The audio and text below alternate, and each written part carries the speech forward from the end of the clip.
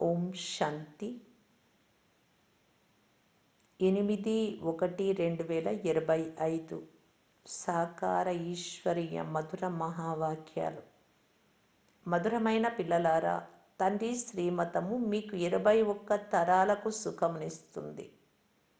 ఇంత అతీతమైన మతాన్ని బాబా తప్ప ఎవ్వరూ ఇవ్వలేరు. మీరు శ్రీమతమును అనుసరిస్తూ ఉండండి. ప్రశ్న: స్వయానికి రాజ్య తిలకాన్ని ఇచ్చుకునేందుకు సహజ పురుషార్థం ఏది? జవాబు: 1. స్వయానికి రాజ్య తిలకాన్ని ఇచ్చుకునేందుకు తండ్రి నుండి ఏ శిక్షణలు లభిస్తున్నాయో వాటిని పూర్తిగా అనుసరించండి. ఇందులో ఆశీర్వాదము, కృప చూపే మాట ఏదీ లేదు. 2nd పాయింట్: తండ్రినే అనుసరించండి, ఇతరులను చూడరాదు. మన్మనాభవ స్థితిలో ఉండాలి. దీని ద్వారా మీకు తిలకము తనకు తానుగా లభిస్తుంది.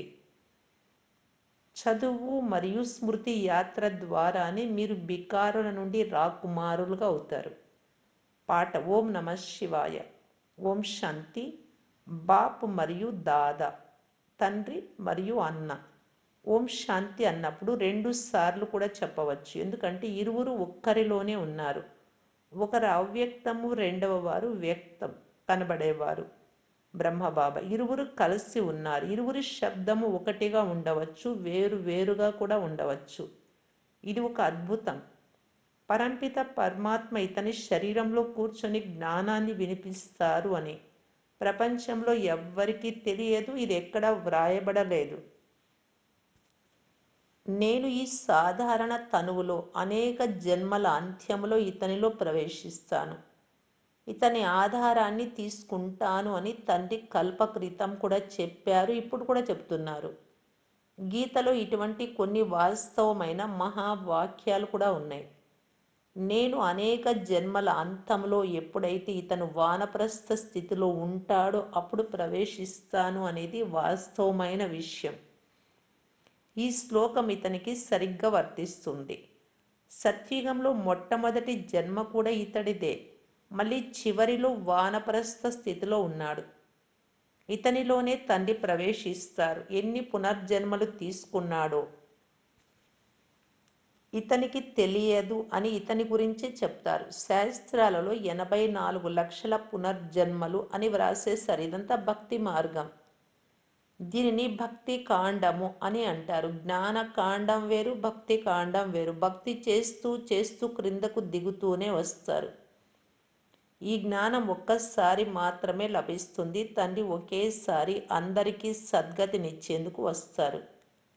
తండ్రి వచ్చి అందరికీ ఒకేసారి భవిష్య ప్రాలబ్ధాన్ని తయారు చేస్తారు. మీరు భవిష్య కృత ప్రపంచం కొరకే చదువుతూ ఉన్నారు. తండ్రి నూతన రాజధాని స్థాపన చేసేందుకే వస్తారు కనుక దీనిని రాజయోగము అని అంటారు. దీనికి చాలా మహత్యం ఉంది. భారతదేశ ప్రాచీన రాజయోగాన్ని ఎవరైనా నేర్పించని అని అనుకుంటారు. కానీ ఈ రోజులలో సన్యాసులు విదేశాలకు వెళ్ళి మేము ప్రాచీన రాజయోగాన్ని నేర్పించేందుకు వచ్చామని చెప్పుకుంటారు. మేము నేర్చుకోవాలి అని విదేశీయులు కూడా అనుకుంటారు. ఎందుకంటే యోగము ద్వారానే స్వర్గస్థాపన జరిగింది అని భావిస్తారు.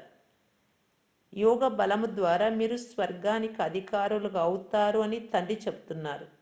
స్వర్గాన్ని స్థాపన చేసేవారు తండ్రి. కానీ ఎవరు ఎలా స్థాపన చేస్తారో వారికి తెలియదు.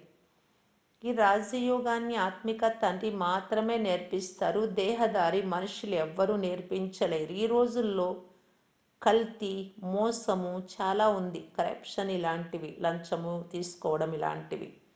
అందుకే తండ్రి నేను పతితులను పావనంగా చేసేవాడినని చెప్తారు. మళ్ళీ పతితంగా చేసేవారు కూడా తప్పకుండా ఎవరో ఉంటారు. అలాగే ఉంది కదా.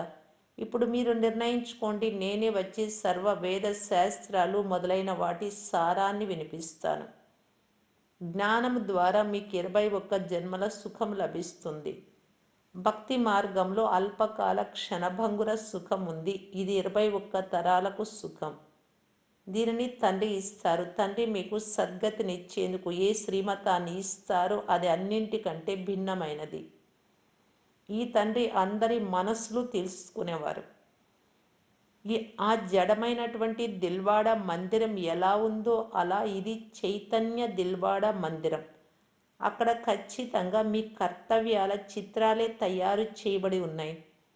ఈ సమయంలో మీ కర్తవ్యం నడుస్తోంది. అందరికీ సద్గతినిచ్చేవారు, అందరి దుఃఖాన్ని హరించి సుఖాన్నిచ్చే దిల్వాలా తండ్రి లభించారు. శివబాబా మహిమ ఎంతో ఉన్నతాతి ఉన్నతమైనది అని మహిమ చేయబడింది. సర్వశ్రేష్టమైనది భగవంతుడైన శివుడి మహిమ. చిత్రాలలో శంకరుడు మొదలైన వారి ముందు కూడా శివుడి చిత్రాన్ని చూపించారు. వాస్తవానికి దేవతల ముందు శివుని చిత్రాన్ని ఉంచడం నిషేధం. ఎందుకంటే వారు భక్తి చెయ్యరు. భక్తి దేవతలు చెయ్యరు, సన్యాసులు కూడా చెయ్యరు. వారు బ్రహ్మజ్ఞానులు, తత్వజ్ఞానులు. ఎలా ఈ ఆకాశ తత్వం ఉందో అలాగే ఆ బ్రహ్మతత్వం ఉంది. వారు తండ్రిని స్మృతి చెయ్యరు. వారికి మహామంత్రం కూడా లభించదు. తండ్రిని స్మృతి చేసేటటువంటి మహామంత్రాన్ని సంగమయుగంలో తండ్రియే వచ్చి ఇస్తారు. అందరి సద్గతి దాత అయిన తండ్రి ఒక్కసారి మాత్రమే వచ్చి మన్మనాభవ మంత్రాన్ని సంగమయుగంలో ఇస్తారు. తండ్రి చెప్తున్నారు, పిల్లలు దేహ సహితంగా దేహ సర్వధర్మాలన్నీ త్యాగం చేసి స్వయాన్ని అశరీరి ఆత్మగా భావించి తండ్రినైనా నన్ను స్మృతి చేయండి. ఎంత సులభంగా అర్థం చేయిస్తారు. రావణ రాజ్యం కారణంగా మీరందరూ దేహ అభిమానులుగా అయ్యారు. ఇప్పుడు తండ్రి మిమ్మల్ని ఆత్మ అభిమానులుగా చేస్తారు. స్వయాన్ని ఆత్మగా భావించి తండ్రినైనా నన్ను స్మృతి చేస్తూ ఉంటే ఆత్మలో ఏర్పడిన మలినాలు తొలగిపోతాయి. సతో ప్రధానం నుండి సతోలోకి వచ్చినందున కళలు తగ్గిపోతాయి కదా. బంగారానికి కూడా క్యారెట్లు ఉంటాయి. ఇప్పుడు కలియుగ అంతంలో బంగారు చూసేందుకు కూడా కనిపించదు. సత్యుగంలో అయితే బంగారు భవనాలే ఉంటాయి. ఎంతటి రాత్రింబవళ్ల వ్యత్యాసం ఉంది. దాని పేరే స్వర్ణిమయుగ ప్రపంచం. అక్కడ ఇటుకలు, రాళ్ళు మొదలైన వాటి అవసరం ఉండదు. భవనాలు నిర్మించినట్లయితే అందులో కూడా వెండి, బంగారు తప్ప ఇతర మురికి ఏది ఉండదు. అక్కడ సైన్స్ ద్వారా చాలా సుఖం ఉంటుంది. ఇది కూడా తయారైన డ్రామాయే. ఈ సమయంలో సైన్స్ అహంకారం ఉంది. సత్యుగంలో అహంకారం అని అనరు. అక్కడ సైన్స్ ద్వారా మీకు సుఖం లభిస్తుంది. ఇక్కడ అల్పకాల సుఖం ఉంది, మళ్ళీ దాని ద్వారానే చాలా భారీ దుఃఖం కూడా లభిస్తుంది. బాంబులు మొదలైనవన్నీ వినాశనం కొరకు తయారు చేస్తూనే ఉంటారు. బాంబులు తయారు చెయ్యరాదు అని ఇతరులకు నిషేధం విధిస్తారు, కానీ చెప్పిన వారే తయారు చేస్తూ ఉంటారు. ఈ బాంబుల ద్వారానే మా మృత్యు సంభవిస్తుంది అని కూడా తెలుసు, అయినా తయారు చేస్తూనే ఉన్నారు. అంటే బుద్ధి మరణించినట్లే కదా. ఇదంతా డ్రామాలో నిర్ణయించబడి ఉంది. తయారు చేయకుండా ఉండలేరు. ఈ బాంబుల ద్వారా మా మృత్యువే సంభవిస్తుంది అని మనుషులకు తెలుసు, కానీ ఎవరు ప్రేరేపిస్తున్నారో తెలియడం లేదు. తయారు చేయకుండా మేము ఉండలేకపోతున్నాము అని అంటారు. తప్పకుండా తయారు చేయవలసే ఉంటుంది. వినాశనం కూడా డ్రామాలో నిర్దేశింపబడింది. ఎవరు ఎన్ని శాంతి బహుమతులు ఇచ్చినా శాంతి స్థాపన చేయువారు ఒక్క తండ్రి మాత్రమే. శాంతి సాగరుడైన తండ్రి శాంతి, సుఖము, పవిత్రతల వారసత్వమునిస్తారు. సత్యుగంలో అనంతమైన సంపద ఉంటుంది. అక్కడ పాల నదులు ప్రవహిస్తాయి. విష్ణువును క్షీర సాగరంలో చూపిస్తారు. ఈ పోలికనే చెప్పబడింది. ఆ క్షీర సాగరం ఎక్కడా, ఈ విషయ సాగరం ఎక్కడా? భక్తి మార్గంలో సరోవరాలు మొదలైనవి తయారు చేసి అందులో రాతిపై విష్ణువును పరుండబెడతారు. భక్తి మార్గంలో ఎంత ఖర్చు చేస్తారు? సమయాన్ని, ధనాన్ని ఎంతగానో వ్యర్థం చేస్తారు. దేవీల మూర్తులను ఎంతో ఖర్చు చేసి తయారు చేస్తారు, మళ్ళీ సముద్రంలో పడేస్తారు. కనుక ధనం వ్యర్థమైనట్లే కదా. ఇది బొమ్మల పూజ వంటిది. వారి కర్తవ్యాల గురించి ఎవ్వరికీ తెలియదు. ఇప్పుడు మీరు ఎవరి మందిరాలకు వెళ్ళినా మీకు వారి ప్రతి ఒక్కరి కర్తవ్యం గురించి తెలుసు. ఎక్కడికి వెళ్ళేందుకైనా పిల్లలకు నిషేధం లేదు. మొదట అవివేకులుగా వెళ్ళేవారు ఇప్పుడు వివేకవంతులై వెళ్తారు. మాకు వీరి 84 జన్మలు తెలుసు అని మీరు చెప్తారు. భారత్వాసులకు కృష్ణుడి జన్మ గురించి కూడా తెలియదు. మీ బుద్ధిలో అయితే ఈ జ్ఞానమంతా ఉంది.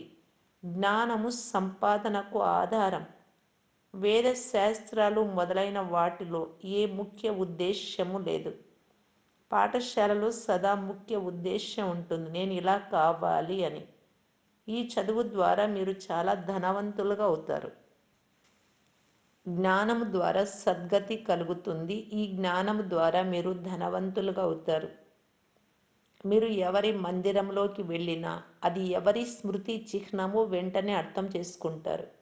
ఉదాహరణకి దిల్వాలా మందిరం ఉంది, అది జడమైనది, ఇది చైతన్యమైనది. ఇక్కడ మీరు చైతన్యంలో ఉన్నారు. ఇక్కడ వృక్షంలో ఎలా చూపబడిందో ఖచ్చితంగా అలాగే మందిరం తయారు చేయబడింది. క్రింద తపస్సులో కూర్చొని ఉన్నారు, పైకప్పులో స్వర్గం అంతా ఉంది. చాలా ఖర్చుతో తయారు చేశారు. ఇక్కడైతే ఏమీ లేదు. భారతదేశం 100% శ్రేష్టంగా పావనంగా ఉండేది. ఇప్పుడు భారతదేశం 100% కనిష్టంగా దివాలా తీసి పతితంగా ఉంది. ఎందుకంటే ఇక్కడ అందరూ వికారాల ద్వారా జన్మిస్తారు. అక్కడ వికారాల మాటే ఉండదు. మనుషులు కొద్దిగానైనా పరివర్తన అవ్వాలి అని గరుడ పురాణంలో భయము కలిగించే విషయాలు వ్రాశారు. కానీ డ్రామాలో మనుషులు పరివర్తన అవ్వడం లేనే లేదు. ఇప్పుడు ఈశ్వరీయ స్థాపన జరుగుతోంది. ఈశ్వరుడే స్వర్గ స్థాపన చేస్తారు కదా. వారిని హెవెన్లీ గాడ్ ఫాదర్ అని అంటారు. తండ్రి అర్థం చేయించారు. అక్కడ యుద్ధం చేసే ఆ సైన్యము రాజా రాణుల కొరకు అంతా చేస్తారు. ఇక్కడ మీరు మీ కొరకు మాయపై విజయం పొందుతారు. ఎంత చేస్తారు అంత పొందుతారు. మీరు ప్రతి ఒక్కరూ మీ తనువు, మనస్సు, ధనాలను భారతదేశాన్ని స్వర్గంగా తయారు చేయడంలో వినియోగించాల్సి వస్తుంది. ఎంత చేస్తారో అంత ఉన్నతమైన పదవి పొందుతారు. ఇక్కడ ఉండేది అంటే మిగిలేది ఏదీ లేదు. కొందరిది ధూళిలో కలిసిపోతుంది అను గాయనం ఈ సమయానిదే. మీకు రాజ్య భాగ్యాన్ని ఇప్పించేందుకు ఇప్పుడు తండ్రి వచ్చారు. ఇప్పుడు తనువు, మనస్సు, ధనములన్నీ ఇందులో వినియోగించండి అని తండ్రి చెప్తున్నారు. ఈ బ్రహ్మ సర్వస్వాన్ని సమర్పణం చేశారు కదా, ఇతనిని మహాదాని అని అంటారు. వినాశీ ధనాన్ని దానం చేసిన తర్వాత అవినాశీ జ్ఞాన ధనాన్ని కూడా దానం చేయాల్సి ఉంటుంది. ఎవరు ఎంత దానం చేస్తారో అంత పొందుతారు. పేరు పొందిన దానులైతే ఫలానా వారు గొప్ప దాతగా ఉండేవారు అని అంటారు. పేరు ఉంటుంది కదా, వారు ఇండైరెక్ట్గా ఈశ్వరార్థం చేస్తారు. రాజ్య స్థాపన అయితే జరగదు. ఇప్పుడు రాజ్య స్థాపన జరుగుతుంది కనుక పూర్తిగా దాతలుగా అవ్వాలి. భక్తి మార్గంలో మేము మీకు బలి అవుతాము అని గానం కూడా చేస్తారు. ఇందులో ఖర్చు కొంచెం కూడా లేదు. ప్రభుత్వానికి ఎంత ఖర్చు అవుతుంది? ఇక్కడ మీరు ఏమి చేస్తున్నా అది మీ కొరకే. 8 మాలలు అయినా రండి, 108 మాలలు అయినా రండి, 16,108 మాలలోనైనా రండి, గౌరవపూర్వకంగా ఉత్తీర్ణులవ్వాలి.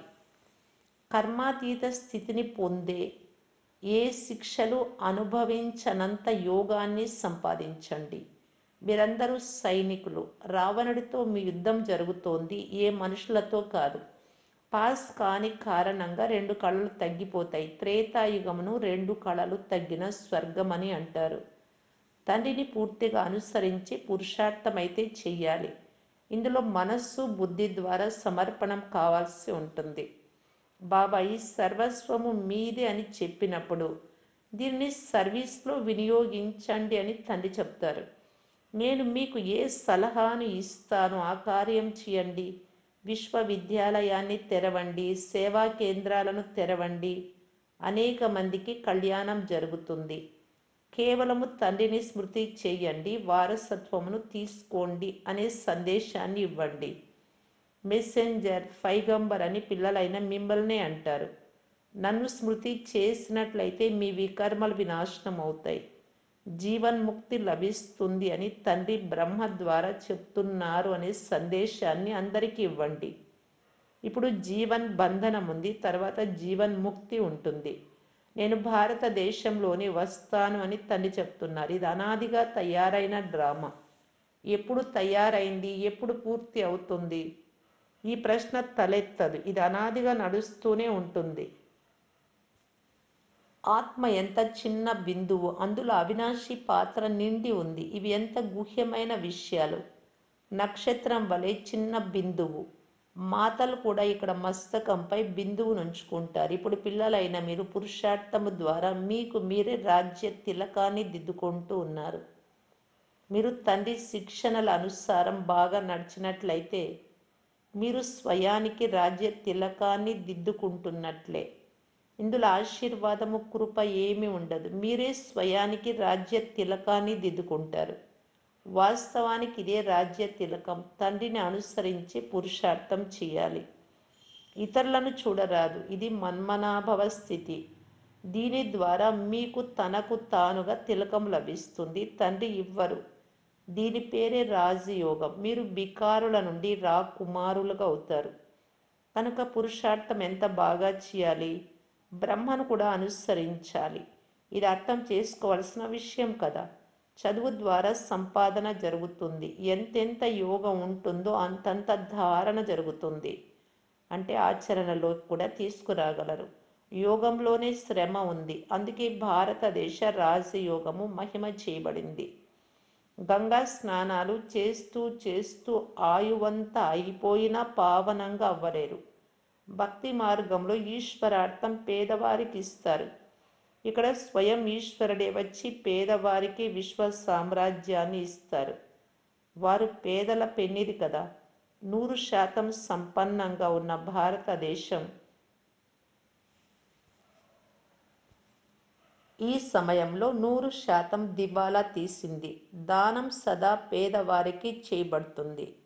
తండ్రి ఎంత శ్రేష్టంగా తయారు చేస్తారు. అలాంటి తండ్రిని తిడతారు. తండ్రి చెప్తారు, ఎప్పుడు ఇలా గ్లాని చేస్తారో అప్పుడు నేను రావాల్సి వస్తుంది. ఇది కూడా డ్రామాలో నిర్ణయించబడి ఉంది. వీరు తండ్రి కూడా అయినారు, టీచర్ కూడా అయినారు, సద్గురువు అకాలని సిక్కులు అంటారు. పోతే భక్తి మార్గంలోని గురువులు అనేక మంది ఉన్నారు. అకాల మూర్తికి కేవలం ఇదే సింహాసనంగా లభిస్తుంది. పిల్లలైన మీ సింహాసనాన్ని కూడా బాబా ఉపయోగించుకుంటారు. నేను ఇతనిలో ప్రవేశించి అందరి కళ్యాణం చేస్తాను అని తండ్రి అంటారు. ఈ సమయంలో ఇతని పాత్ర ఇది. ఇవి బాగా అర్థం చేసుకోవాల్సిన విషయాలు. క్రొత్త వారెవ్వరూ అర్థం చేసుకోలేరు. మంచిది. మధురాతి మధురమైన అపురూపమైన పిల్లలకు మాతా పిత బాప్ దాదాల ప్రియ స్మృతులు మరియు గుడ్ మార్నింగ్. ఆత్మిక పిల్లలకు ఆత్మిక తండ్రి నమస్తే. ధారణ కొరకు ముఖ్య సారం. ఫస్ట్ పాయింట్, అవినాశి జ్ఞాన ధనాన్ని దానం చేసి మహాదానులుగా అవ్వాలి. ఎలాగైతే బ్రహ్మబాబా తన సర్వస్వాన్ని ఇందులో వినియోగించారో అలా తండ్రిని అనుసరించి రాజ్యంలో ఉన్నత పదవి తీసుకోవాలి. సెకండ్ పాయింట్, శిక్షల నుండి తప్పించుకునేందుకు కర్మాతీత స్థితిని పొందే విధంగా యోగాన్ని సంపాదించాలి. గౌరవయుక్తంగా ఉత్తీర్ణులయ్యేందుకు పురుషార్థం చేయాలి. ఇతరులను చూడరాదు. వరదానము, కఠినమైన నియమాలు మరియు దృఢ సంకల్పము ద్వారా నిర్లక్ష్యాన్ని సమాప్తం చేసే బ్రహ్మబాబా సమానం అతక్ భవ. బ్రహ్మబాబా సమానం అథక్కగా అంటే అలసిపోకుండా అయ్యేందుకు నిర్లక్ష్యాన్ని, సోమరితనాన్ని సమాప్తం చేయండి. అందుకు ఏదైనా కఠినమైన నియమాన్ని తయారు చేసుకోండి. దృఢ సంకల్పం చేయండి. అటెన్షన్ అనే కాపలాదారుడు సదా చురుకుగా ఉంటే నిర్లక్ష్యం సమాప్తం అయిపోతుంది. ముందు స్వయంపై శ్రమ చేయండి, తర్వాత సేవలో శ్రమించండి. అప్పుడు భూమి పరివర్తన అవుతుంది. ఇప్పుడు కేవలం చేస్తాంలే, అయిపోతుందిలే, ఈ విశ్రాంతి సంకల్పాలు అనే డన్లప్ పరుపును వదిలేయండి. చేయాల్సిందే అనే స్లోగన్ మస్తకంలో గుర్తు ఉంటే పరివర్తన అయిపోతుంది. స్లోగన్, సమర్థ మాటలకు గుర్తు, ఆ మాటలలో ఆత్మిక భావము మరియు శుభభావన ఉండాలి. అవ్యక్త ఇషారా, తమ శక్తిశాలి మనస్సు ద్వారా సకాష్నిచ్చే సేవ చేయటానికి బాప్దాదా తెలియజేస్తూ ఉన్నారు. సమయం ఎంతెంత సమీపానికి వస్తూ ఉందో అంత వ్యర్థ సంకల్పాలు కూడా పెరిగిపోతూ ఉన్నాయి. కానీ ఇవి సమాప్తం అయ్యేందుకే వెలుపలికి వస్తున్నాయి.